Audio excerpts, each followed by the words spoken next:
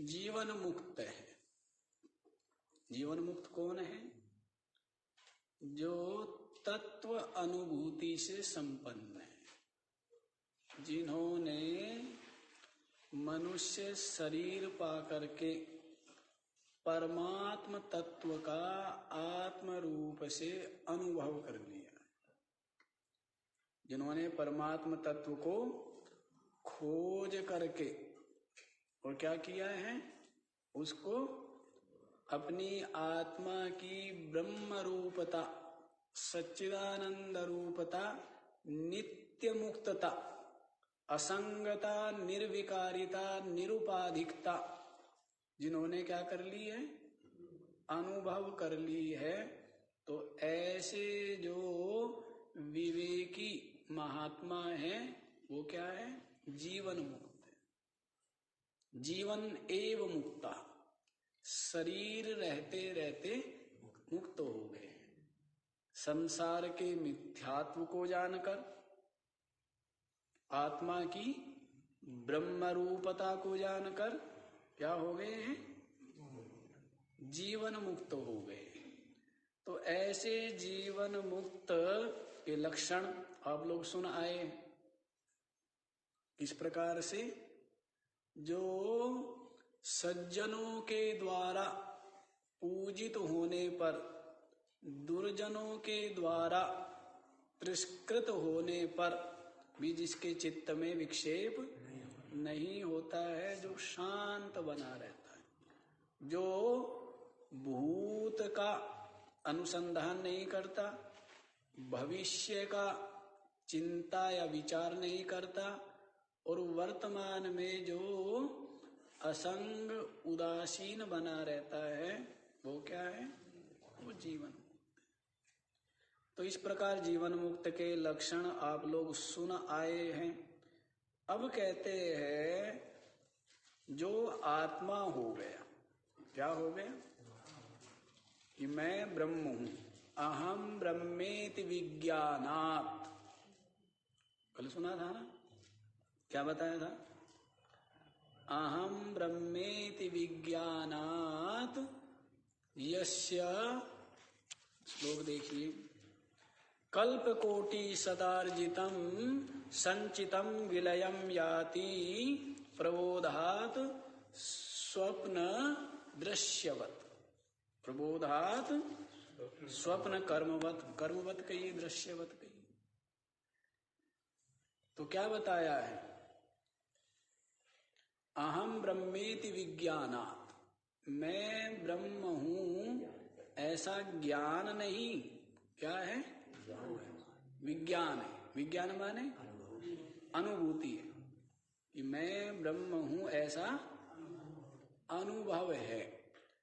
तो कल्प कोटि शतार्जितम संचितम विलयम याति, 100 करोड़ों कल्पों में अर्जित जितने संचित कर्म हैं वो क्या हो जाते हैं, विलय हो जाते हैं, अदृश्य हो जाते हैं, लोप हो जाते हैं, नष्ट हो जाते हैं। क्योंकि कर्मों का ही तो बंधन है इस जीव को। बंधन किसका है, बंधन इसको कर्मों का ही है। कर्मों का ही भोग भोगता है ना। स्वर्ग में जाकर के अपने पुण्य का फल भोगता है, नरक कीट पतंग आदि योनियों में अपने पाप कर्मों का फल भोगता है, और जो पाप पुण्य का मिश्रण है उसको मनुष्य शरीर पा करके भोगता है। तो कर्मों से बंधा हुआ है ये जीव। कर्मणा बध्यते जंतु विद्यया च विमुच्यते। कर्म से बंधता है और विद्या से, ज्ञान से क्या होता है, मुक्त हो जाता है। तो कर्मों से बंधा हुआ, श्रुति भी आती है ना, कर्म चितान लोकान परीक्ष्य, क्या है उपनिषद में, परीक्ष्य लोकान कर्म चित्तान। हाँ, उसी को दूसरी तरीके से बोल रहे हैं, कर्म चितान लोकान परीक्ष्य। कर्मों से प्राप्त होने वाला ये शरीर, कर्मों से प्राप्त होने वाला ये लोक, लोक में जो कुछ भी प्राप्त हो रहा है या अप्राप्त है, वो सब क्या है? इस जीव के कर्मों का ही फल है। तो कर्म की श्रृंखला में, कर्म की रस्सी से बंधा हुआ है ये जीव। तो 3 प्रकार के कर्म है। कर्म कितने? 3 कर्मों से बंधा हुआ है। कौन कौन से?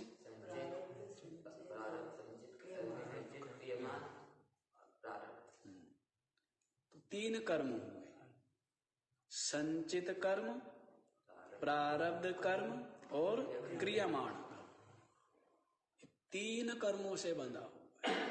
संचित कर्म किसको बोलते हैं? जो जन्म जन्मांतरों में जो कर्म किए हैं और वो इकट्ठे हो गए, वो सब भोगे नहीं गए, उन सब कर्मों का फल भोगा नहीं गया है, तो वे सब कर्म क्या है? संचित कर्म। और उन संचित कर्मों में से थोड़े से कर्म लेकर जब ये शरीर मिलता है तो उन कर्मों को बोलते प्रारब्ध कर्म, है ना? जो संचित कर्मों का भंडार है? संचित कर्मों का भंडार है, उसमें से थोड़े कर्म लेकर जब ये जीव शरीर धारण करता है तो जिन कर्मों को लेकर के धारण करता है उन कर्मों को बोलते हैं प्रारब्ध कर्म। अब संचित कर्म तो बहुत है, लेकिन वो काम नहीं आएंगे। कौन सा काम आएंगे? प्रारब्ध। और तीसरा कर्म है, फिर इस मनुष्य शरीर को पा करके जो कर्म करता है उन कर्मों को क्रियमाण कर्म कहो, भावी कर्म कहो, आगामी कर्म कहो। फिर ये जाकर के मिल जाते हैं किसमें? संचित कर्मों में। तो संचित कर्मों का भंडार भी भरता रहता है, उधर से भरता रहता है और उधर से थोड़े से लेकर के, जैसे लोभी व्यक्ति खर्च कम करता है और जोड़ता है ना, बैंक से निकाला तो 1 लाख और डाल दिए 1 करोड़, तो वो कभी भी खत्म होने वाले नहीं। तो वैसी कर्म जो है ना, भोग करके समाप्त किए ही नहीं जा सकते।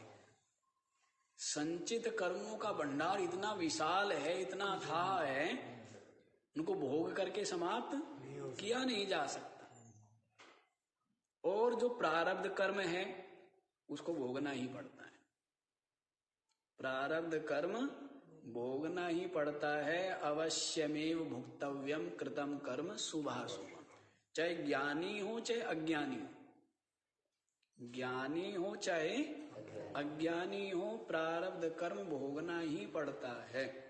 तो गुरुजी इसमें बाद में हो जाता है कि बहुत प्रार्थना कर ली, बहुत उपासना कर ली तो कर्म छीन हो गए। अज्ञानी का हो सकता है, तो उसको पीछे हटाया जा सकता है, फिर वो अगले जन्मों में भोगना पड़ेगा उसको।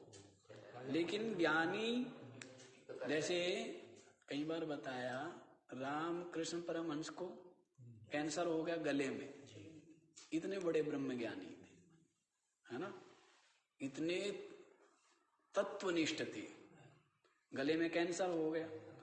अब जो है काली माता का उनको प्रत्यक्ष भी था, देवी का। तो उनके शिष्यों ने पूछा कि जी काफी कष्ट हो रहा है, तो कहने लगे कष्ट तो इतना हो रहा है जैसे जलता हुआ कोयला रख दिया हो किसी ने, कष्ट तो इतना है गले में। तो उन्होंने कहा कि आपके तो संकल्प से भी आप ठीक हो सकते हो, या देवी माँ से प्रार्थना कर दो तब भी आप ठीक हो जाओगे। तो वो कहने लगे कि मैं अपने संकल्प से भी ठीक हो सकता हूँ, या देवी माँ से प्रार्थना करूंगा तब भी ठीक हो सकता हूँ, लेकिन ये जो मेरा कर्म फल है इसको भोगने के लिए दोबारा जन्म लेना पड़ेगा। तो भोगना तो पड़ेगा ही, इसलिए सोचता हूँ इसी जन्म में भोग लूं, भोगना तो पड़ेगा ही। तो जो प्रारब्ध कर्म है, आगे देखा, आगे इसमें समझाएंगे, आगे वाला श्लोक ही आ रहा है ये बात समझाने के लिए। अभी पहले हम जो बता रहे थे वो तीनों कर्मों का स्वरूप समझ लो। संचित कर्म, और उनमें से लेकर के जो हमने शरीर धारण किया है वर्तमान में, बस प्रारब्ध कर्मों का ही फल भोग सकते हैं। और इस शरीर को पाकर के जो हम कर्म करेंगे वो कर्म होंगे क्रियमाण कर्म। ठीक है। अच्छा, अब क्या हुआ, जो तत्ववेत्ता है उसको ज्ञान हो गया, अपनी आत्मा की ब्रह्म रूपता का अनुभव हो गया, तो उसके जो संचित कर्म थे ना वो क्या हो गए, भस्म हो गए। जैसे गीता जी में बारंबार कहा है, ज्ञानाग्नि सर्व कर्माणि भस्मसात कुरुते अर्जुना। अर्जुन, ज्ञान रूपी अग्नि में समस्त कर्म भस्म हो जाते हैं। तो कौन से कर्म भस्म होते हैं? संचित कर्म भस्म होते हैं। प्रारब्ध भस्म, प्रारब्ध तो भोगना ही भोगना पड़ेगा। संचित भस्म हो जाते हैं। कैसे भस्म हो जाते हैं? संचित इसलिए भस्म हो जाते हैं, एक तो ये जो जगत था पहले सत्य था और ज्ञान होने के पश्चात क्या हो गया, स्वप्न के समान मिथ्या हो गया। तो जैसे दृष्टांत देकर समझा चुके, अब दोबारा व्याख्या क्या करूं, लेकिन नए लोग बैठ जाते हैं तो फिर बताना भी पड़ता है। जैसे स्वप्न में किसी ने क्या किया, बहुत शुभ कर्म किया या बहुत बड़ा पाप कर्म किया स्वप्न में है, तो पुण्य का फल क्या होगा, स्वर्ग, और पाप का फल क्या होगा, नरक। जैसे स्वप्न के समय, लेकिन नींद खुल गई, क्या हुआ, उसके पश्चात वो जो कर्म किया शुभ या अशुभ उसका कोई सत्ता नहीं, उसका कोई फल होगा। स्वप्न उस दृश्य की, उस जगत की ही सत्ता नहीं है, तो उसमें किया हुआ जो कर्म है उसका कोई सत्ता भी नहीं, उसके फल का भी कोई सत्ता नहीं। तो वैसे ही अज्ञान काल में जिस जगत को सत्य मानता था, ज्ञान होने के पश्चात क्या हो गया, जगत स्वप्न के समान मिथ्या हो गया है। तो अब यहाँ पर शुभ या अशुभ कर्म का उसको कोई स्पर्श नहीं होता है। इसलिए तो कहा है ना गीता जी में, श्री कृष्ण ने क्या कहा है, हत्वापि सा इमान लोकान ना हंति ना निबध्यते। क्या बोलिए, इससे ज्यादा क्रूर बात नहीं हो सकती। सबसे क्रूर बात है, क्या करें, इमान सर्वान लोकान हत्वापि। अर्जुन कोई ब्रह्मज्ञानी है, कौन कह रहे हैं, श्री कृष्ण कह रहे हैं कि कोई ब्रह्मज्ञानी है और वो हाथ में तलवार लेकर के सारे जीवों को मार दे, सब के सब जीवों को मारने पर भी उसको कोई पाप नहीं। इमान सर्वान लोकान हत्वापि, संपूर्ण जीव मात्र को मार करके भी ना हंति ना निबध्यते, ना उसने किसी को मारा ना वो बंधा। मारा क्यों नहीं, क्योंकि वो जानता है कि मारने वाला जो क्रिया हो रही है शरीर आदि में वो मैं नहीं हूं। मैं तो मारने का जो विचार आया किस में आया, मन में आया, वो भी मैं नहीं। फिर इंद्रिय और शरीर के द्वारा क्या हुआ, वो क्रिया हुई, वो मारा गया, लेकिन मैं क्या हूं, मैं चेतन हूं, साक्षी हूं, असंग हूं, अक्रिय अकर्ता हूं, अभोक्ता हूं। तो ईमान सर्वान लोकान हत्वापि, ऐसा ये विज्ञान है। ये किसकी महिमा है, इस विज्ञान की, इस ज्ञान की महिमा। इससे ज्यादा क्रूर बात हो सकती है क्या? सारे जीवों को मार के भी पाप नहीं। इसलिए श्री कृष्ण जीवन भर क्या करते रहे, लड़ते लड़ाते रहे, मरते मारते रहे, क्योंकि जानते थे मैं कुछ भी नहीं करता हूं। नैव किंचित करोमीति युक्तो मन्येत तत्ववित्। नैव किंचित करोमि, अहम किंचित अपि ना करोमि, मैं कुछ भी नहीं करता हूं। सब कुछ कर रहे हैं, चैन से बिल्कुल नहीं बैठ रहे एक सेकंड भी। और निश्चय क्या है, सब कहां हो रहा है, उपाधि में हो रहा है। किस में हो रहा है, मैं कुछ भी नहीं करता हूं, इति तत्ववित मन्यते, ऐसा तत्ववेत्ता मानता है। इसलिए बहुत शुभ कर्म हो जाने पर किसी प्रकार का हर्ष नहीं, और प्रारब्धवश बहुत अशुभ कर्म हो जाने पर किसी प्रकार का पश्चाताप या विषाद भी नहीं होता है, क्योंकि वो जानता है कि एक तो ये जगत क्या हुआ, स्वप्न के समान मिथ्या है, और दूसरा मैं शरीर इंद्रिया प्राण अंतःकरण नहीं, मैं साक्षी, मैं चेतन। इस सब महिमा किसकी हुई? ज्ञान की महिमा हुई है। तो अब आप लोग ये समझ गए, संचित तो अदृश्य हो गया, अब रहा क्रियमाण कर्म। क्रियमाण बनेगा नहीं, वर्तमान में कर्म बन नहीं रहा है ना। कर्म कब बनता है? जब उपाधि के साथ में अहमता ममता हो, तब क्या बनता है? लेकिन अब वो जानता है कि मैं तो ना शरीर हूं, ना मैं जीव हूं, मैं चेतन हूं, तो इस कारण से उपाधि के द्वारा कर्म हो रहे हैं। क्या पल के बिना किसी प्रयास के पल के झपकी जा रही, नहीं झपकी जा रही है। इतना रक्त हृदय क्या कर रहा है? पंप कर रहा है। शरीर में असंख्य सेल्स निरंतर बन रहे हैं और नष्ट हो रहे हैं, कितना कुछ हो रहा है।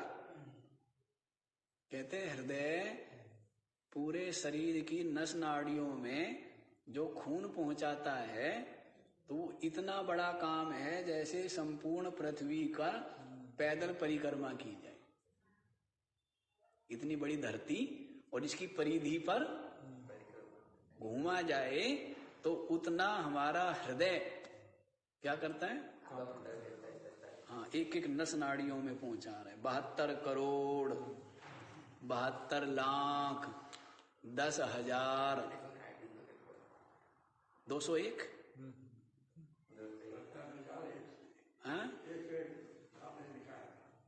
101 लिखाया था। 72 करोड़ 72 लाख 72 करोड़ 72 लाख 10,000 201 शायद। अभी जोड़ घटा गुणा भाग अभी करेंगे तो टाइम लग जाएगा। 101 नाड़ियां है, हृदय से निकली है, फिर उसमें 72,000 एक एक भेद है। इस तरह से बताया था ना उपनिषद में। अच्छा, तो क्रियामाण कर्म बनेंगे नहीं। अब रह गया क्या? प्रारब्ध। प्रारब्ध तो भोगना ही पड़ता है, ये बताए है। तो उसी को बता रहे, तीनों कर्मों में प्रारब्ध प्रबल है। संचित भस्म हो जाएगा, क्रियमाण बनेगा नहीं, लेकिन प्रारब्ध तो कोई भी हो भोगना ही पड़ेगा। कहते हैं देहे धरे का दंड है, सब काहू को होए, ज्ञानी काटे ज्ञान से और मूर्ख काटे रोए। प्रारब्ध का फल भोगना पड़ता है। ज्ञानी ज्ञान पूर्वक भोगता है कि भाई भोगना ही पड़ेगा, और अज्ञानी रोता रहता है, दुखी होता है। तो देखिए आज आप लोग 452वां श्लोक। ज्ञानोदयात् पुरारब्धम् कर्म ज्ञानान्न नश्यति, अदत्वा स्वफलं लक्ष्य मुद्दिश्योत्सृष्टबाणवत्, व्याघ्रबुद्ध्या विनिर्मुक्तो बाणः पश्चात्तु गोमतौ, नातिष्ठति छिनत्येव लक्ष्यं वेगेन निर्भरम्। 452 453 इकट्ठे हैं ना। ज्ञानोदयात् पुरारब्धम कर्म ज्ञानात् न नश्यति, अदत्वा स्वफलं लक्ष्यम् उद्दिश्य उत्सृष्टबाणवत् व्याघ्र बुद्ध्या विनिर्मुक्तः बाणः पश्चात्तु गोमतौ न तिष्ठति छिनत्ति एव लक्ष्यं वेगेन निर्भरम्। हाँ जी, जैसे कोई धनुर्धारी है, वो शिकार के लिए निकला है। जैसे कोई शिकारी, कोई युवराज राजकुमार जंगल में शिकार के लिए निकला है, जंगली जीव जंतुओं का, और उसने देखा कि एक सिंह है, बहुत भयानक सिंह है, और सिंह क्या करेगा, प्रजाजन को भक्षण भी कर सकता है, उनके जीव जंतुओं को हानि पहुंचाएगा, उनका भक्षण कर जाएगा। तो उस सिंह का क्या करना चाहिए, शिकार करना चाहिए, इसको मारना चाहिए। ऐसा निश्चय करके और शिकार के लिए निकल पड़ा है, और उसको दिखाई पड़ गया। क्या देखा उसने, शेर को टहलते हुए उसने देखा, और बाण का संधान किया, और बड़े तीव्र वेग से उसने बाण छोड़ दिया। अब बाण छोड़ा, अचानक से गाय आ गई, अचानक से गाय आ गई उसके बाण के और जो लक्ष्य शेर था उसके बीच में। अब वो देखता है कि बाण किसकी ओर बढ़ रहा है, क्योंकि वो छोड़ चुका है, लेकिन अब वो गाय को मारना नहीं चाहता है, क्योंकि गो हत्या तो पाप है ना। वो चाहता है कि बाण ना लगे, लेकिन जो लक्ष्य के लिए छोड़ा गया बाण है बीच में आ गई, तो अब वो न चाहते हुए भी क्या होता है, वो बाण किसको लगेगा। जैसे ऐसे ही तो हुआ ना दशरथ का, क्या हुआ, श्रवण कुमार अपने माता पिता को प्यास लगी है, प्यास बुझाने के लिए तालाब के समीप गए, घड़ा लेकर के पानी में डुबोया, तो आवाज हुई, हैं, किसकी आवाज, हाँ, घड़े की आवाज। तो लक्ष्य भेदी बाण का अभ्यास था दशरथ जी को, तो शिकार के निकले थे, उन्होंने भी आवाज सुन करके लक्ष्य पर बाण चला दिया। बाण जाकर के किसको लग गया, श्रवण कुमार को। फिर घटना पता ही है आप लोगों को, है ना। तो वैसे ही मारने के लिए बाण छोड़ा था शेर को, अचानक से गाय आ गई, लेकिन अब वो बाण क्या है, गाय को लगेगा ही, और उसका फल जो पाप है वो पाप भी होगा ही। तो ये बता रहे हैं प्रारब्ध कर्म। जैसे 3 प्रकार के बाण है ना, 3 प्रकार के कर्म बताए हैं। 3 प्रकार, एक धनुर्धारी के पास 3 प्रकार के बाण होते हैं। एक बाण तो जो तरकस में रखा हुआ है, एक बाण जो धनुष पर लगाया हुआ है, और एक बाण जो तरकस में बाण रखा है उसकी मर्जी है, चलाए ना चलाए। धनुष के ऊपर भी जो बाण रखा हुआ है वो भी मर्जी, अभी हाथ में है, लेकिन जो बाण छोड़ चुका है वो तो, हाँ, तो जो बाण तरकस में रखे वो संचित कर्म है, जो बाण धनुष पर चढ़ाया हुआ है वो क्रियमाण कर्म है, और जो बाण छोड़ चुका है तो प्रारब्ध तो भोगना ही भोगना पड़ता है,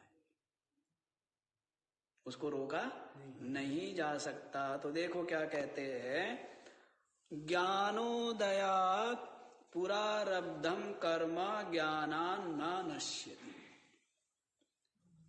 ज्ञान होने से पूर्व, पुरारब्धम, ज्ञान के उदय होने से पहले जो कर्म क्या हो गए हैं, फल देने को अभिमुख हो गए। ज्ञान होने से पहले देखो, जब ये शरीर मिला, शरीर मिला ही इसलिए है कि अपनी आत्मा का ज्ञान नहीं,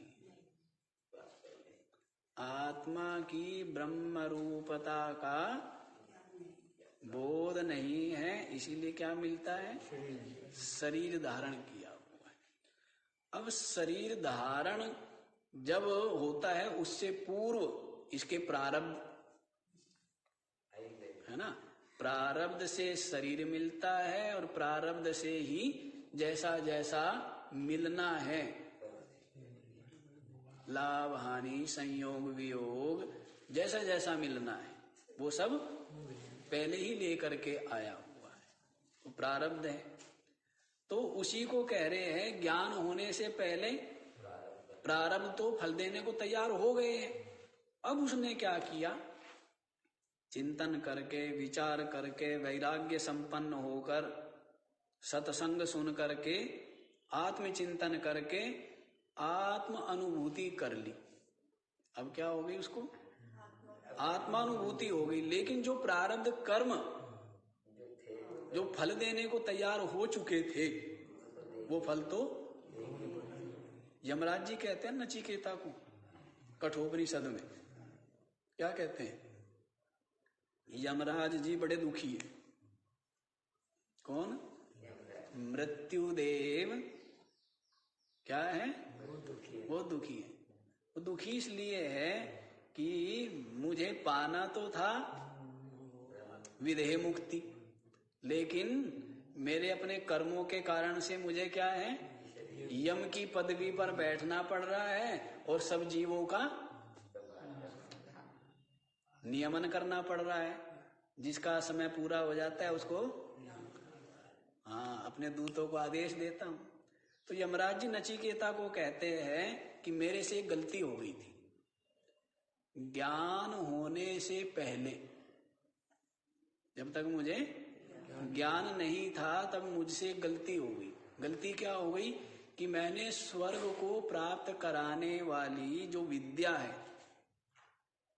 जो यज्ञ था, जिसको नाचिकेत अग्नि कहते हैं, क्या नाम है उसका? नाचिकेत अग्नि।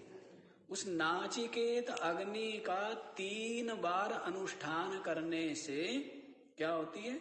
स्वर्ग की प्राप्ति होती है। 3 बार अनुष्ठान करने से स्वर्ग की प्राप्ति होती है। तो यमराज जी कहते हैं कि मैंने वो 3 बार अनुष्ठान कर दिया, उसके बाद मुझे समझ आया कि स्वर्ग तो अल्प है और स्वर्ग में जाकर के तो, जैसे हम लोग छोटे छोटे थे तो स्वर्ग की प्राप्ति क्या मानी जाती? अज्ञानियों में, संसारियों में तो स्वर्ग की प्राप्ति क्या मानी जाती? कोई भी मर जाए तो क्या लिखते हैं? स्वर्गीय।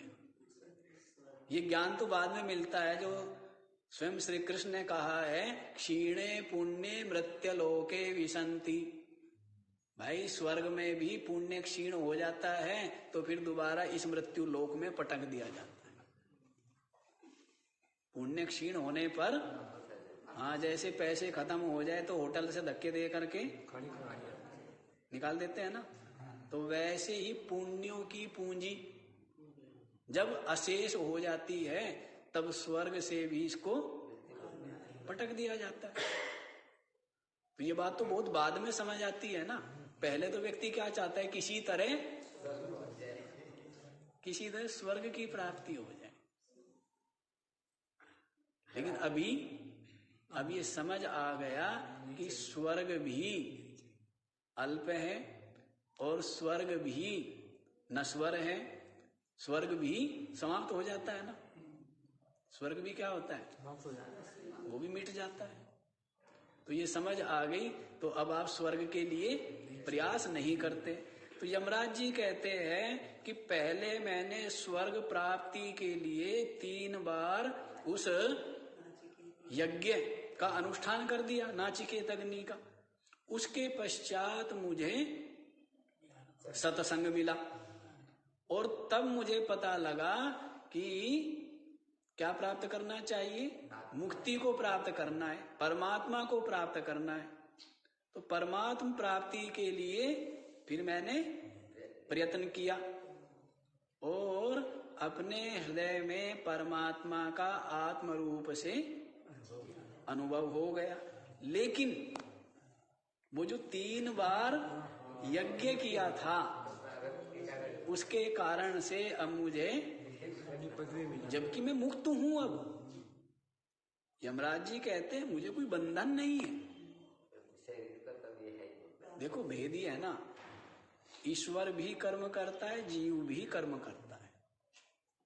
लेकिन जीव अज्ञानी है, वो बंधा हुआ है और आगे कर्म करता है, उनके कारण से भी बंधता ही बंधता चला जाता है। ईश्वर को ज्ञान है, वो जानता है कि मैं चेतन हूं, मैं ब्रह्म हूं, मैं निरुपाधिक हूं, मैं नित्य मुक्त हूं।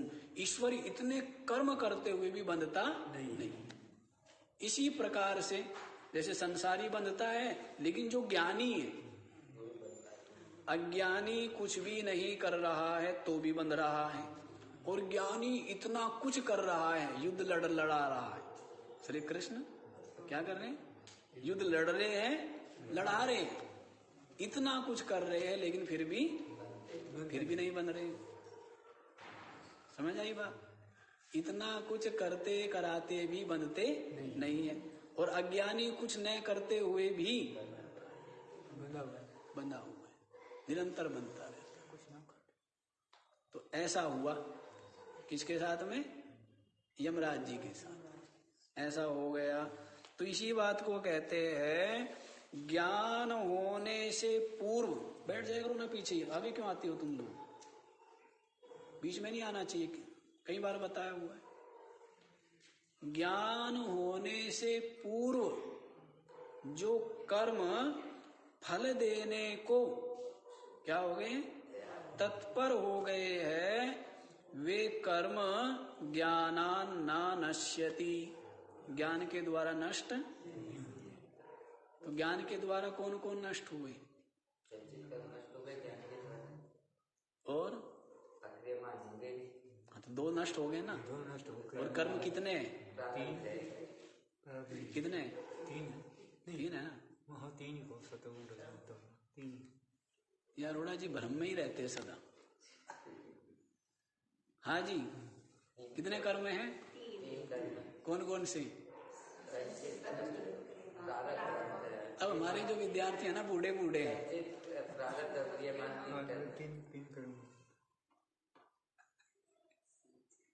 क्या हुआ?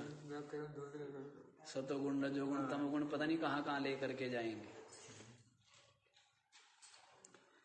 तो संचित और क्रियमाण तो नष्ट हो गए ज्ञान से, लेकिन प्रारब्ध नष्ट नहीं। वो कैसे नष्ट होगा? वो तो भोग करके ही नष्ट होगा। उसका फल तो इस जीव को भोगना ही पड़ता है। तो इसी को कहते हैं कि प्रारब्ध जो कर्म है ज्ञान होने से पहले फल देने को तैयार हुए हैं, वे ज्ञानान न नश्यति। अदत्वा स्वफलम लक्ष्यम उद्दिश्य उत्सृष्ट बाणवत। जैसे छोड़ा हुआ बाण, लक्ष्य को लेकर के छोड़ा हुआ बाण अपना फल दिए बिना नहीं रहता है। दृष्टांत दिया था, व्याघ्र बुद्ध्या विनिर्मुक्तः बाणः पश्चात गोमतौ। शेर समझ करके, यूं समझ लीजिए, थी गाय, लगा क्या? बीच में आ गई वो तो मैंने अपने बताया, लेकिन यहां पर क्या कह रहे हैं? व्याघ्र बुद्ध्या विनिर्मुक्तः बाणः पश्चात गोमतौ। गाय बैठी हुई थी, लगा क्या? ऐसा भ्रम हो गया कि शेर बैठा हुआ है, बैठी हुई थी, बाण छोड़ दिया। फिर बाद में ध्यान से देखाया कि गाय, तो अब बड़ा पश्चाताप होता है। लेकिन लगेगा। वो बाण तो लक्ष्य पर लगेगा ही और उसका जो फल है वो भी होगा ही। व्याघ्र बुद्धिया विनिर्मुक्ता, शेर समझ करके छोड़ा हुआ जो बाण है, पश्चात गोमतौ, ये जान लेने पर कि ये गाय है, ना तिष्ठति छिनत्येवा लक्ष्यम वेगेन निर्भरम, वेग पूर्वक वो जो बाण है वो तो अपने लक्ष्य को भेदेगा ही। वो बाण तो अब पकड़ा नहीं जा सकता, वो तो लगेगा ही। गलती से तो जाकर के गाय को लग जाएगा, बड़ा पश्चाताप होगा। तो ऐसा ये प्रबल प्रारब्ध होता है। अच्छा गुरु जी जैसे हो गया गलती, हाथ के हाथ मालूम पड़ गई, ये अब तो बड़ी गलती हो गई, गाय पे लग गया, उसका कोई प्रायश्चित भी नहीं। देखो समय तो मालूम तो पड़ी गया। देखो वो विषय यहाँ नहीं है, यहाँ पर प्रारब्ध को समझाना है। और दूसरी बात, वो जो हुआ है तो वो उसके पीछे कई कारण होते हैं। उस जीव का प्रारब्ध भी कारण है, जिस जीव को लगा है उसमें आप निमित्त बने हैं, आप भी कुछ कारण है, आपका भी कोई पाप है, और उस पाप का फल भोगने के लिए ये बहाना बन गया है। असंख्य कारण होते हैं। इसलिए गीता जी में कहते हैं ना कि कर्मों की व्यवस्था देना बड़ा कठिन है। किम कर्मा किम कर्मेति कवयोप्यत्र मोहिता।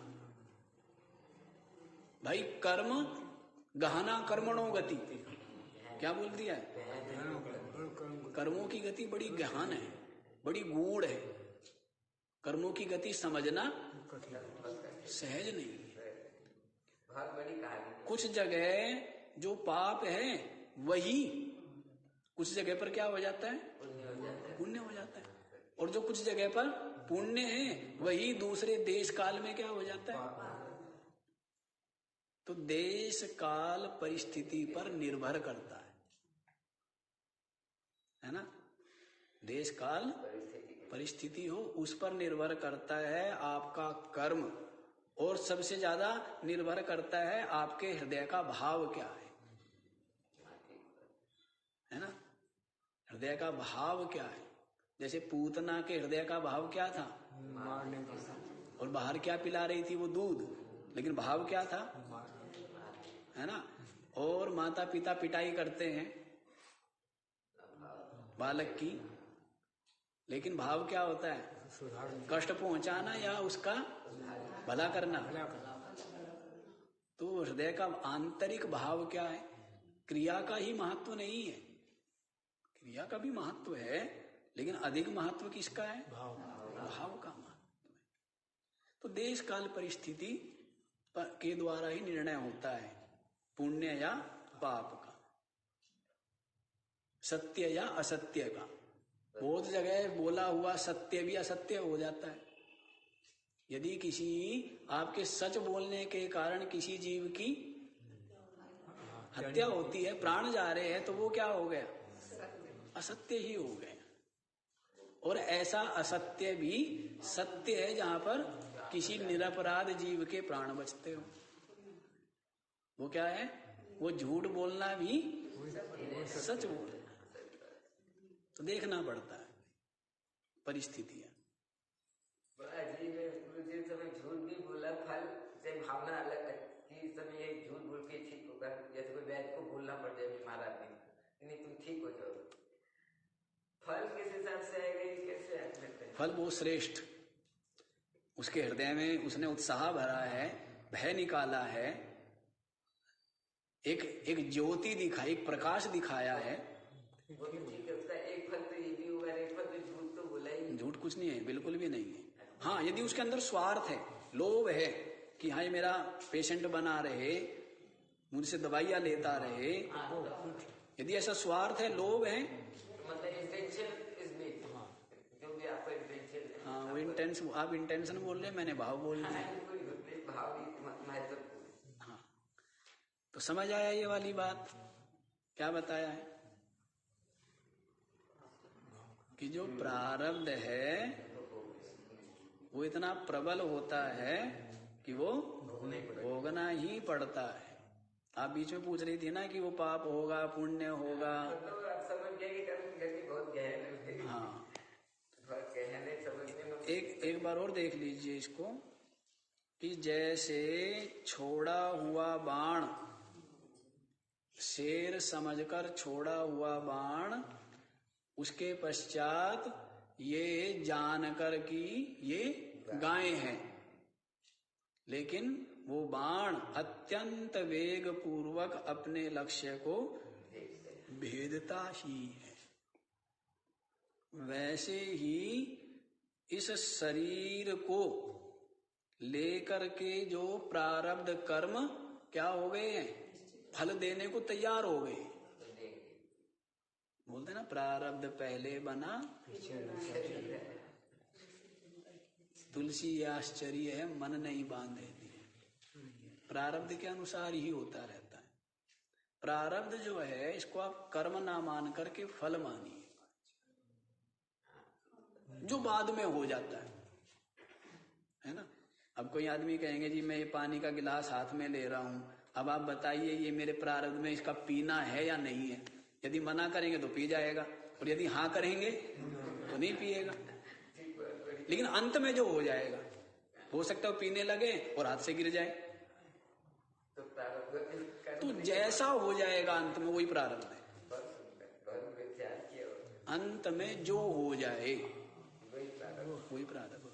सफलता मिल गई तो वही प्रारब्ध था, सफलता नहीं मिली वही प्रारब्ध है। तो प्रारब्ध है फल। सब कुछ कर करा करके अंत में जो परिणाम होता है वो प्रारब्ध। ऐसे बोला ज्ञान के उदय होने से पहले जो कर्म फल देने को तैयार हो गए हैं वे ज्ञान से नष्ट नहीं होते हैं, बाकी संचित और क्रियमाण नष्ट हो जाते हैं। प्रारब्ध भोग लिया जाता है और ज्ञानी क्या हो गया, मुक्त हो गया। अब उसके जन्म का हेतु नहीं, कर्म समाप्त हो गए ना। संचित वैसे भस्म हो गए थे, क्रियमाण बनते नहीं है, प्रारब्ध भोग लिए गए। अब लेकिन अज्ञानी का तो ये जो कर्म है जबरदस्ती खींच खींच के इसको विभिन्न शरीरों में डालते ही रहते हैं। अज्ञानी को तो क्या करते हैं, ये कर्म संस्कार वासना क्या करेगी। कठोपनिषद में है ना, क्या बोला है कठोपनिषद, बोलते हैं यथा कर्म यथा श्रुतम। जैसे इसके कर्म, जैसे इसके संस्कार, जैसी इसकी वासना, उसी के अनुसार इस जीव का लोक परलोक में क्या होता है, आना जाना होता है, देह धारण करना होता है। जैसे कर्म, जैसे संस्कार है, उसी के बीज, उसी का नाम क्या है वासना, उसी की गंध, उसी की क्या होती है गंध बनती है बीज रूप से।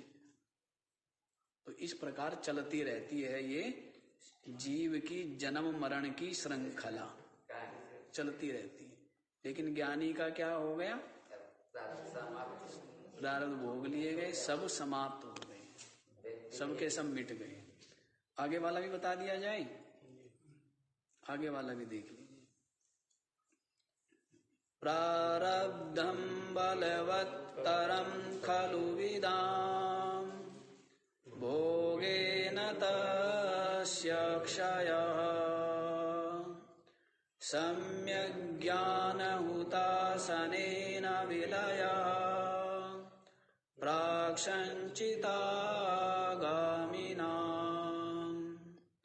ब्रह्मात्मैक्यमवेक्ष्य तन्मयतया ये सर्वदा संस्थिताः तेषां तत्त्रितयं न हि क्वचिदपि ब्रह्मैव ते निर्गुणम् प्रारब्धं बलवत्तरम्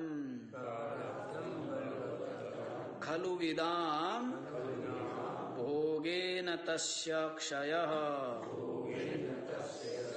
सम्यक् ज्ञानहुतासनेन विलयः प्राक् संचितागामिनाम् ब्रह्मात्मैक्यमवेक्ष्य तन्मयतया ये सर्वदा संस्थिताः तेषां तत्त्रितयं नहि क्वचिदपि ब्रह्म एव ते निर्गुणम्। क्या कहते हैं जी? विदाम प्रारब्धम बलवत्तरम खलु भोगेन तस्य क्षय। जो तत्ववेत्ता है, ब्रह्मज्ञानी है, उसके जो प्रारब्ध कर्म है वो क्या? बलवत्तरम। क्या है? प्रारब्ध कर्म अत्यंत बलशाली है। प्रारब्ध कर्म क्या है? अत्यंत बलशाली। तो कहते हैं भोगेन तस्य क्षय, उन प्रारब्ध को भी भोग लिया गया, तो भोग करके वो भी क्या हो गए हैं? क्षय हो गए, समाप्त हो गए। अब बच गए संचित और आगामी। प्रबल प्रारब्ध तो भोग करके क्षय हो गया ज्ञानी का, इसका और जो संचित आगामी है वो क्या होते? सम्यक ज्ञान हुतासनेना विलया। जैसे अच्छी प्रकार से प्रदीप्त अग्नि, उसमें क्या हो जाता है? सबका सब ईंधन भस्म हो जाता है ना। डाला हुआ ईंधन भस्म हो जाता है। जैसे होता है ना, कोई मृत व्यक्ति हो, उसके शव को ले जाया जाता है और लकड़ी, सामग्रिया, घृत आदि डाल करके क्या करते हैं? चंदन आदि डाल करके आग लगा देते, जला देते हैं। सब कुछ भस्म हो जाता है, लेकिन हड्डियां तो प्रारब्ध तो हड्डी की तरह है। फूल बोलते हैं ना, फूल। हाँ? सब कुछ भस्म हो गया, देखो। हाँ? सब कुछ भस्म हो गया, लेकिन हाँ, कितना घी, कितनी सामग्री डाली, कितनी लकड़ियां थी, लगातार जलती है चिता कई घंटे, सब कुछ भस्म हो जाता है, लेकिन हड्डी रह जाती है। तो ये प्रारब्ध तो इतने बलशाली है। लेकिन संचित और आगामी कहते जैसे वो भस्म हो जाते हैं, वैसी ज्ञान रूपी अच्छी प्रकार से जो प्रदीप्त अग्नि है, उस अग्नि में संचित आगामी विलय, संचित और आगामी कर्म वो तो विलय हो गए। ठीक है। फिर ब्रह्मात्मैक्यम अवेक्ष्य तन्मयतया ये सर्वदा संस्थिता। जो ब्रह्मज्ञानी मैं ब्रह्म हूं, क्या मैं आत्मा ब्रह्म हूं, इस प्रकार से ब्रह्मात्मैक्यम अवेक्ष्य निरंतर यही देखते हैं। निरंतर क्या देखते हैं? न मैं देह हूं, न मैं जीव हूं, मैं ब्रह्म हूं, मैं सच्चिदानंद हूं, मैं चेतन हूं, मैं अविनाशी हूं। निरंतर ये देखते हैं। तो ऐसा तन्मयतया निरंतर उनका चित्त इसी भाव से भावित है।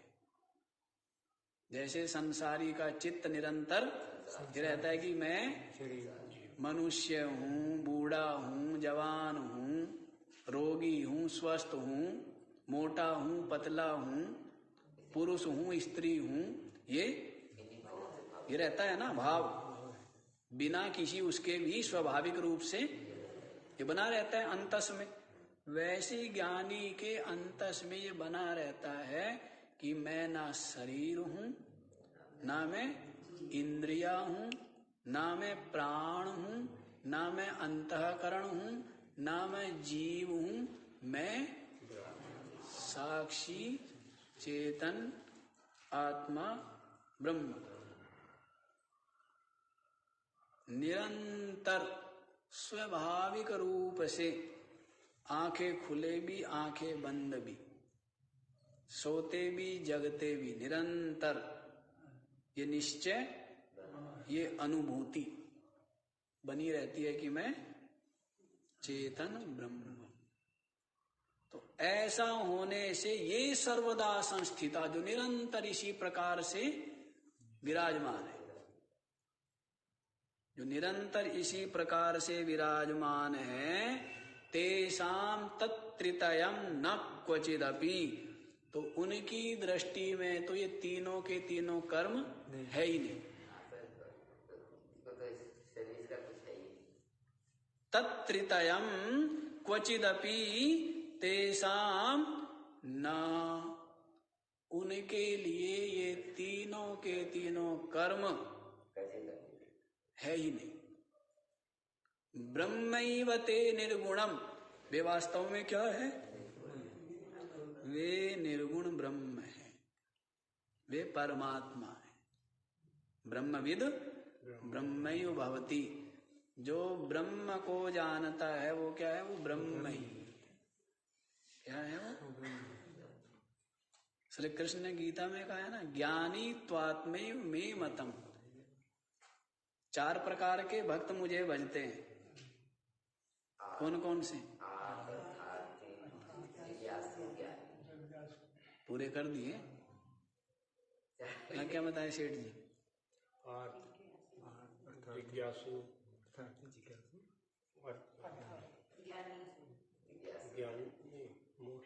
ज्ञानी, आज ही पूरे करोगे? माई ने बता तो दिया। आर्तो जिज्ञासुरर्थार्थी ज्ञानी च अर्थस्। आर्त अर्थार्थी, जिज्ञासु और ज्ञानी, 4 प्रकार से जो भक्त है वो मुझ परमात्मा को भजते हैं। आर्त माने दुखी, दुखी है दुख से मुक्ति के लिए, जैसे द्रौपदी आदि उन्होंने भजा है ना। तो कैसे भजा है? आर्त भाव से भजा ना, दुखी होकर के कि अब हमारा कोई सहारा नहीं है, अब आप ही हमारी लाज बचाओ। तो वो आर्त भाव से भजा। अर्थार्थी, अर्थ के लिए, धन संपदा वैभव के लिए जो भजा जाता है परमात्मा को, हाँ, अब ऐसे भक्तों की तो कभी भीड़ है ना। कोई महात्मा कहता था ना कि आज मंदिर में, गुरुद्वारों में, मठों में भक्तों की नहीं, भिखारियों की भीड़ है। भक्त तो जो भगवान को चाहे, और जो भगवान से चाहे वो, जो भगवान को चाहे वो भक्त, और जो भगवान से चाहे।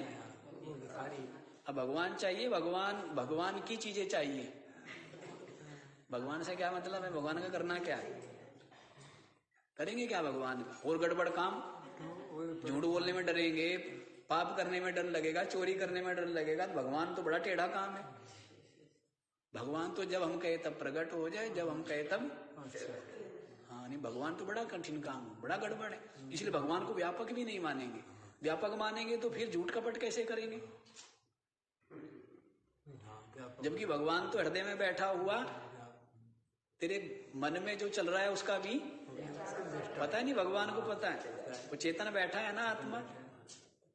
लेकिन इस बात का पता नहीं है ना, तो इसीलिए कुछ भी पाप कर्म करने में डरता नहीं, इस बात का पता नहीं।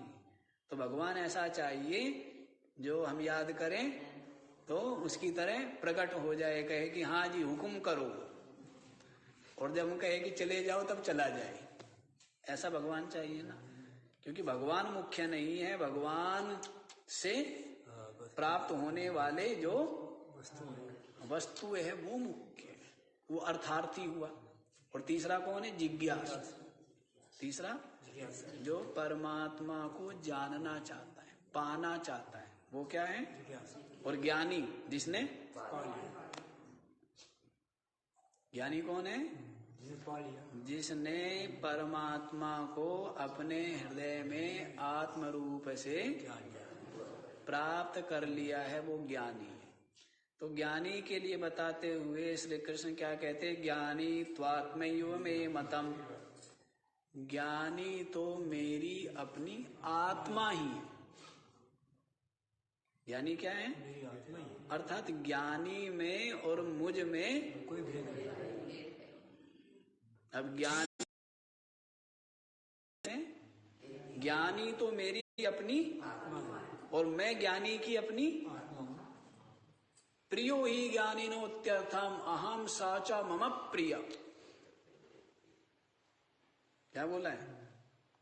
ज्ञानिना अहम अत्यर्थम प्रिय, मैं ज्ञानी को अत्यधिक प्रिय हूं और ज्ञानी मुझे साचा मम प्रिय, और ज्ञानी मुझे अत्यंत प्रिय है। प्रिय का मतलब वो दो अलग अलग नहीं रह गए, आत्मा हो गए ना। और अपनी आत्मा क्या है? परम प्रिय है। अपनी आत्मा क्या है? परम प्रिय। हाँ, हनुमान जी तो कहता है ना, सबको देह परम प्रिय स्वामी, मारे मोही कुमार अभिगामी। वो देह को लेकर के कह रहे, देह सबको प्रिय है स्थूल बुद्धि में, उसके पश्चात अपना जीवपना सबको प्रिय है। लेकिन जो ज्ञानी है उनको क्या है? उनको अपनी आत्मा सबसे अधिक प्रिय है। अपनी आत्मा से प्रिय कुछ हो सकता है क्या? अपने आपा, जो अपना अपने आपा से मतलब जीव भाव नहीं, शरीर नहीं, अपना आपा से मतलब है अपनी आत्मा, वो अधिक प्रिय है। तो ज्ञानी तो मेरी अपनी आत्मा ही है। तो कहते हैं ब्रह्मैव ते निर्गुणम, ऐसे जो ज्ञानी तत्ववेत्ता है उसको ये तीनों कर्म उसके लिए नहीं है। तीनों कर्म उसकी दृष्टि में नहीं है, उसके बंधन के हेतु नहीं है। वो तो क्या है? वास्तव में निर्गुण ब्रह्म ही है। क्या है? निर्गुण ब्रह्म है। अब निर्गुण ब्रह्म को पाना ये बच्चों का खेल नहीं, बच्चों का खेल भी नहीं, और इसके अलावा और कोई रास्ता नहीं। अन्य पंथा न विद्यते अयनाय, अयन के लिए, मोक्ष के लिए इसके अलावा और कोई मार्ग नहीं। कर्म और उपासना है, उनके द्वारा केवल हृदय निर्मल हो सकता है। सकाम भाव से करोगे तो लोक परलोक मिल जाएगा, लेकिन मुक्ति मोक्ष तो केवल किससे होगा? ज्ञान से। ज्ञान से।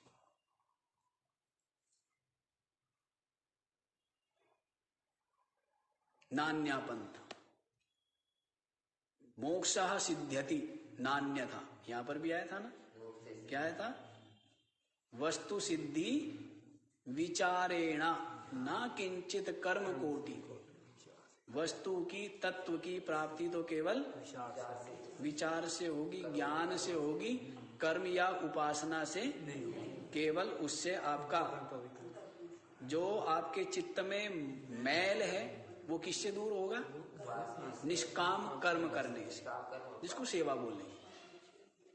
और जो आपके चित्त में चंचलता है वो किससे दूर होगी? उपासना करने से। इष्ट का, परमात्मा का, गुरु का मैं अपने चित्त को एकाग्र करने से, उससे क्या होगी? जो चित्त में चंचलता है वो समाप्त हो। इसको उपासना कहते हैं।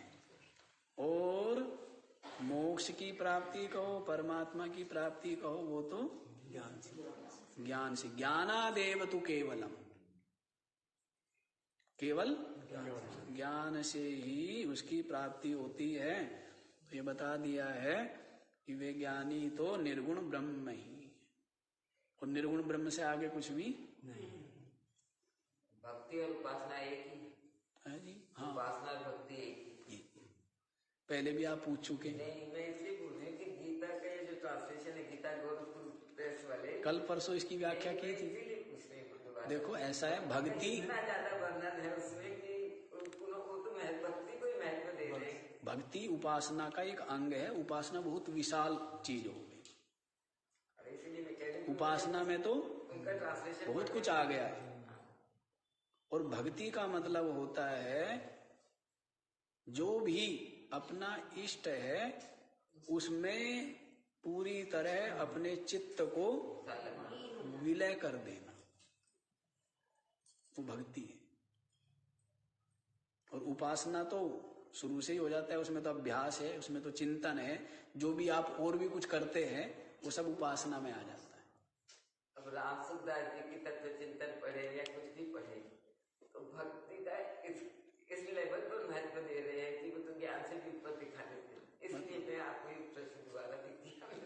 अब ऐसा है ना, आपको आप समझना चाहते, आप अभी भी नहीं समझ रहे हैं।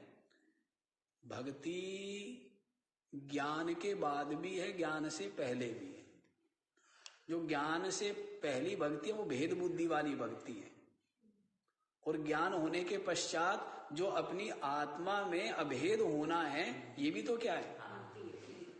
वो महत्व वो हम नहीं समझ पा रहे थे उनकी से।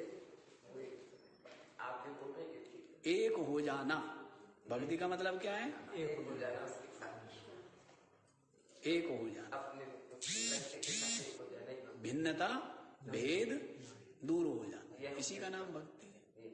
चलो जी, समय ज्यादा हो गया, आज इतना ही, बाकी का विचार कल। ओ